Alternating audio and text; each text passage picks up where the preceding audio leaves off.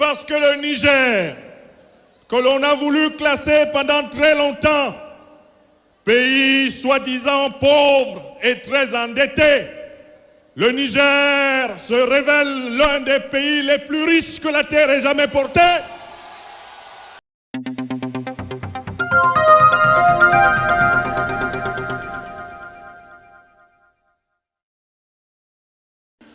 Ceux de l'Institut de l'Afrique des libertés que j'ai l'honneur de diriger, d'animer depuis la place de Bamako au Mali.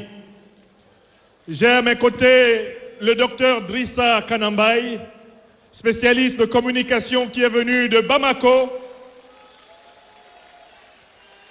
Nous aurons dans les prochaines heures 2 avocats panafricanistes engagés pour la défense des réparations légitimes des Africains dans les juridictions internationales, Maître Ndjifutao Woshawo Aboubekre des barreaux de Lille et Bruxelles et Maître Corinne Hellé du barreau de Londres, qui participent à mes côtés au soutien du gouvernement du Niger, au soutien du grand peuple africain du Niger, qui constituent les pionniers de la marche de l'Afrique vers la véritable souveraineté.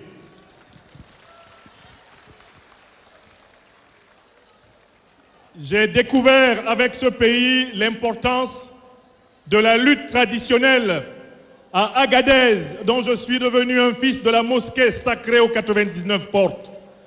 Je découvre ici la vitalité exceptionnelle de la culture nigérienne, qui est en tout point le reflet de la grande culture africaine. Moi, je suis un fils du Cameroun, juste au sud, là, du lac Tchad. Et dans chacun des pas que j'ai vus sur cette estrade, j'ai vu toute l'Afrique danser. Je voudrais, sans être long, conclure cette petite intervention en disant ceci. C'est parce que le Niger, aux côtés du Mali et du Burkina Faso, constitue la prunelle des yeux des Africains en lutte, qu'aujourd'hui, toute l'Afrique a les yeux rivés sur vous, les yeux rivés sur nous.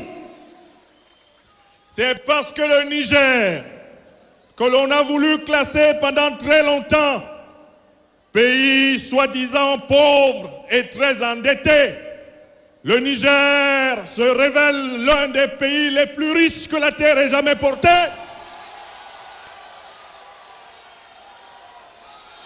C'est parce que les Nigériennes et les Nigérois se rendent compte qu'on leur a menti à leur propre compte, que grâce au courage des autorités nobles de ce pays et du peuple africain que vous représentez, les Africaines et les Africains de tous les continents sont fiers de se regarder dans un miroir. Les pas qui ont été accomplis depuis le 26 juillet 2023, les pas de l'an 1 de la révolution nigérienne, sont des pas qui sont chers à toute Africaine et à tout Africain, où que ce soit sur la terre. Le premier pas, c'est de dire que les richesses de l'Afrique appartiennent aux Africains. Le deuxième pas, c'est de dire que la sagesse de l'Afrique, va gouverner les Africains. Le troisième pas, c'est de dire que la puissance de l'Afrique va garantir la paix et la sécurité des Africains.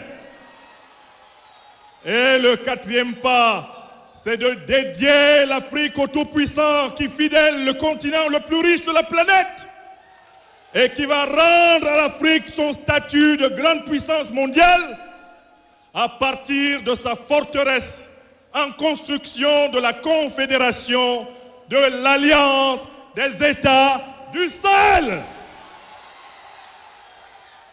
Seigneur Dieu créateur de tous les hommes, maître de vie, maître du ciel et de la terre, que lutte engagée par le grand peuple du Niger.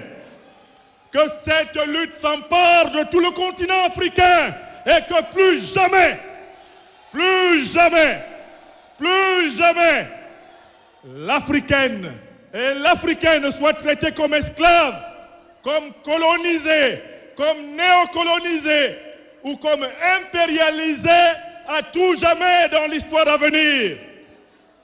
Je tiens à remercier le président Tiani et tous ses compagnons du CNSP et chacune et chacun des Nigériens pour l'honneur que vous faites à notre continent. Nous sommes à vos côtés nuit et jour, jusqu'à la victoire finale. Hasta la victoria siempre. Merci. Merci beaucoup, Dr Franklin Yamsi, figure de proue du panafricanisme, grand défenseur de notre pays, le Niger. Merci beaucoup, docteur. On va passer à la deuxième phase de cette grande soirée, n'est-ce pas? L'animation musicale avec Léo.